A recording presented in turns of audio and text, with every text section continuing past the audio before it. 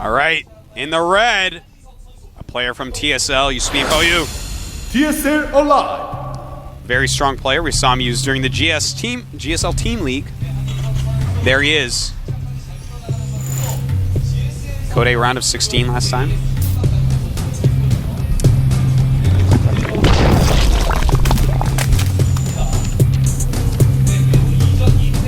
Very intense look on his face. We're going to look at him for a few minutes. Hope you guys are okay with that. And down here, a great Zerg player. And also the captain of OGS. OGS Cezanne. OGS Cezanne.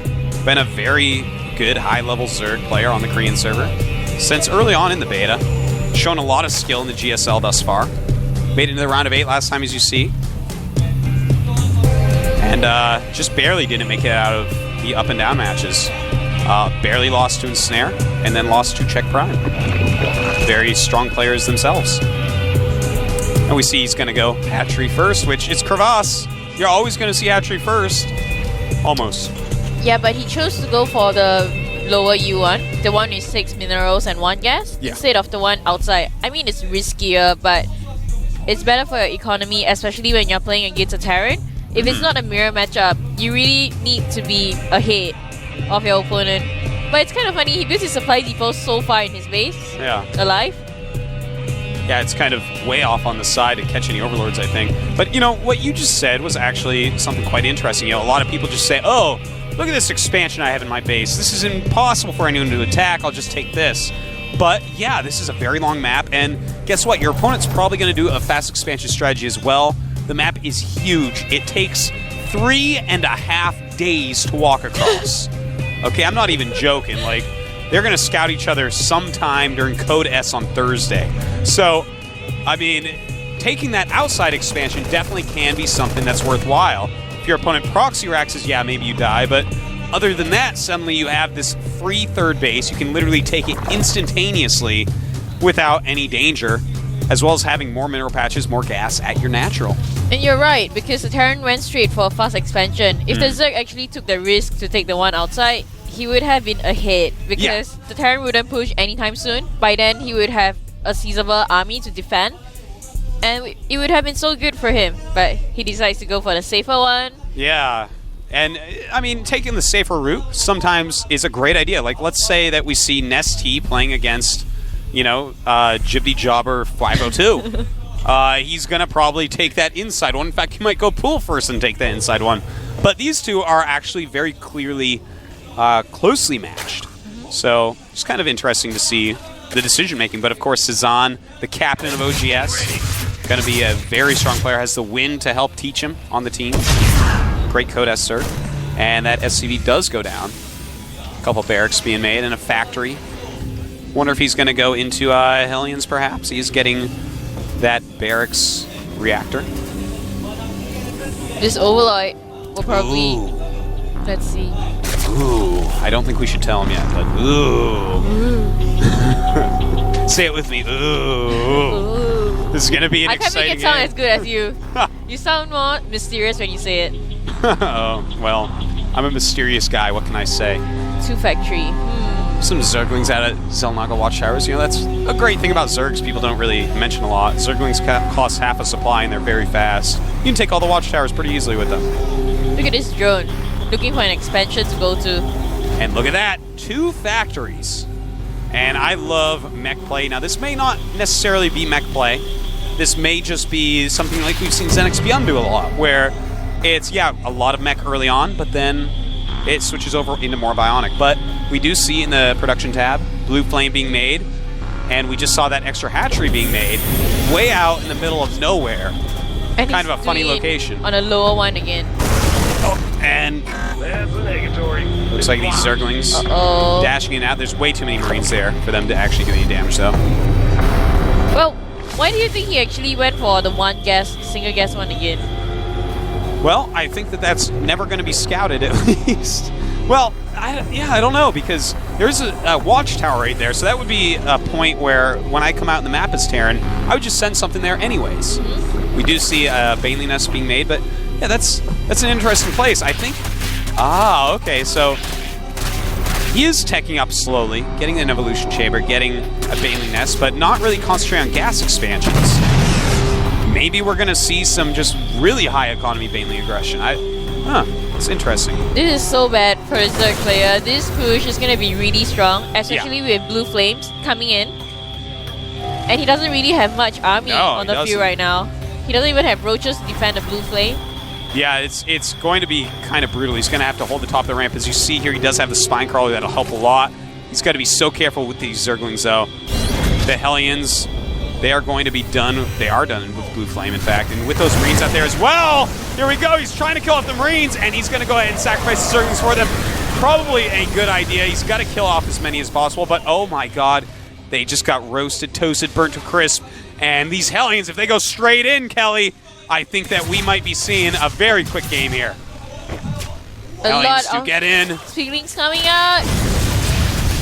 Blue Flames doing a great job against that. The Marines are going to just walk up past that Spine Crawler as well. And wow, he got trapped in there by the spawning pool. And suddenly, Cezanne, that spawning pool just changed this game around hugely.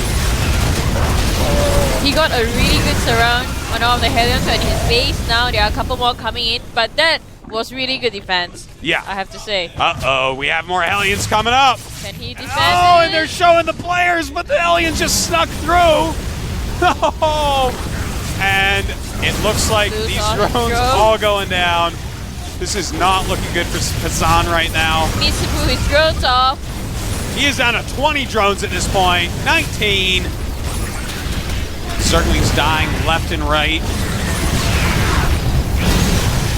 Looks like 12 and 11 kills on those. Well, he manages to defend this push, but he lost so much. Well, I don't know if he'll just keep defending it at this point. He's down to 19 drones and 2 Zerglings. There's units outside his ramp, as we see.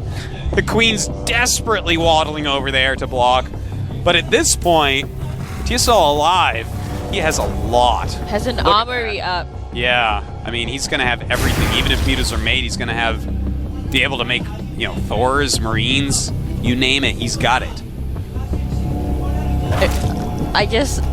Some mutants are coming out for the Zerg player, but I don't think much can be done. He sees the extra expansion that was so far away from his main base. The thing is, if you want to have an expansion so far from your base, you need to have army that are mobile to actually defend it, but he doesn't have much army. The Blue Flame Hellion was perfect against this build, because as you said, he needs a mobile army, and Zerglings would be a mobile army, yet he can't use them at this point because it's Blue Flame Hellions. So he's actually trapped there. Thor, wow. Getting angry at that add-on. Too big.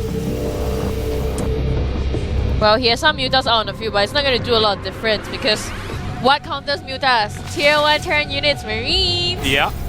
Missile turrets, Thors, Marines, and he's got all of them. And he doesn't have enough mutas because of his economy. It's not strong enough right now. He can't get that much because he chose to go for the one with 1 gas. Yeah. So he's not going to have enough. He can have a couple of Banelings and Speedlings, but I don't think it's going to be enough to hold against the Mag army that the Terran is bringing out at the moment. Because the Terran is being so aggressive. Has to be careful not to waste too much units, though. In fact, right now, there's only 6 mutas out. There's 2 Thors and 14 Marines. I can't even really explain how much those mutas get owned. He's not actually even getting gas on his second expansion. Yeah, I mean, he doesn't have many drones yet. 36 drones only. Dropped down to 19 at one point during that rush. Is making a lot of drones right now, which is the right choice. I mean, you may as well make a lot of drones.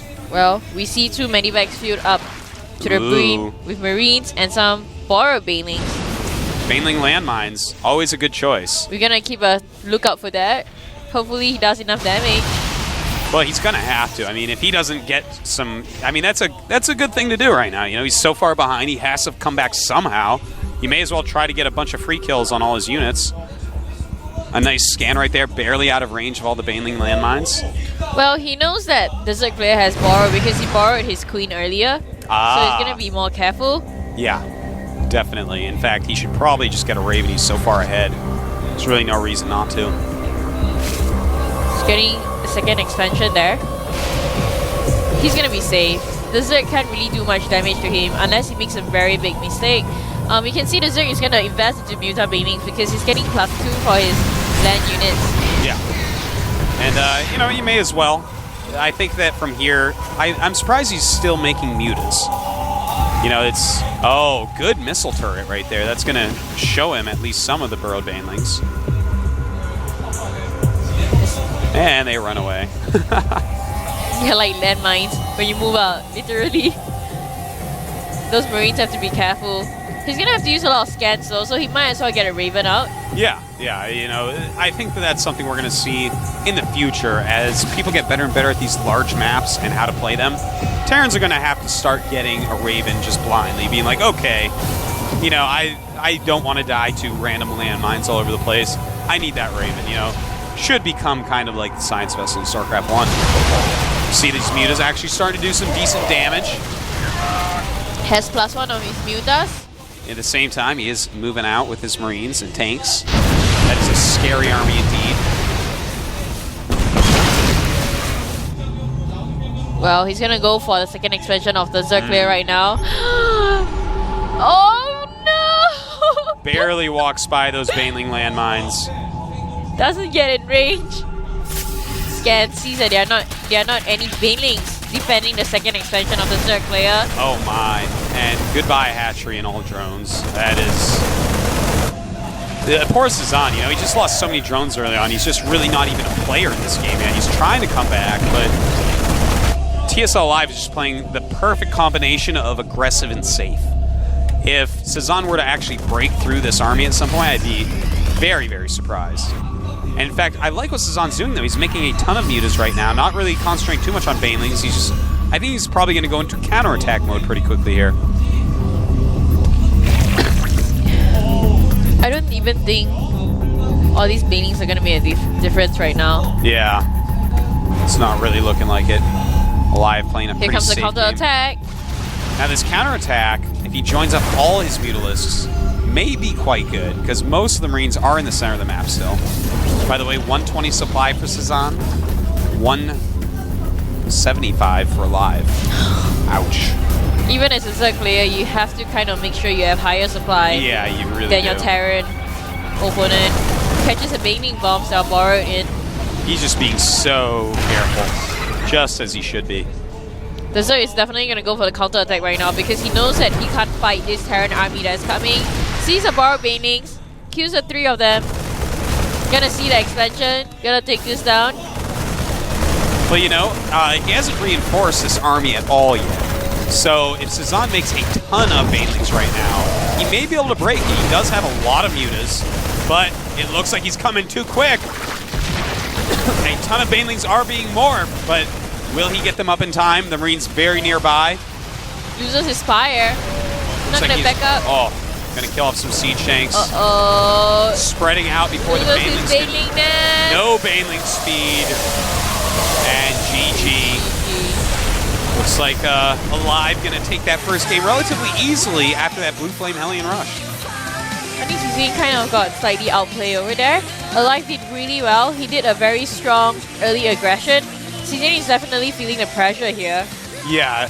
I mean, he's got one more chance to win a game here. If he loses this next game, then suddenly Cezanne has to go through the ridiculously hard qualifiers again. And seriously, going through those qualifiers is so hard. There's so many top-level players that aren't even in Code A right now. For instance, Squirtle and Ace. You guys saw how good they did against everyone else. All these. I mean, Squirrel took out I'm MVP, and he's already dropped back down into the qualifiers. I know. To even be in the Code A. Can you imagine fighting those guys to try to go into Code A?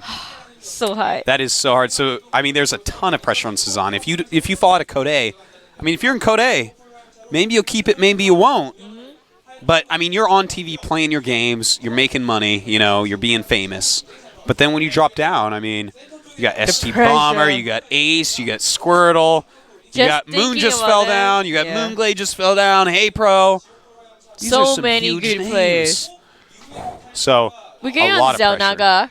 Zelnaga is a pretty balanced map, but once the Terran player gets his planetary fortress out on his goal base, he just takes half the map. It's hard to really attack into Terran from there, and it's like a good base of operations. You know, the Zerg player can run around and try to expand to different places, but he can always poke out little small forces and run back to the planetary. So it becomes a really interesting game there, but you're quite right. I mean, that's the planetary it is like strong. this huge siege tank. I know. That is unbreakable.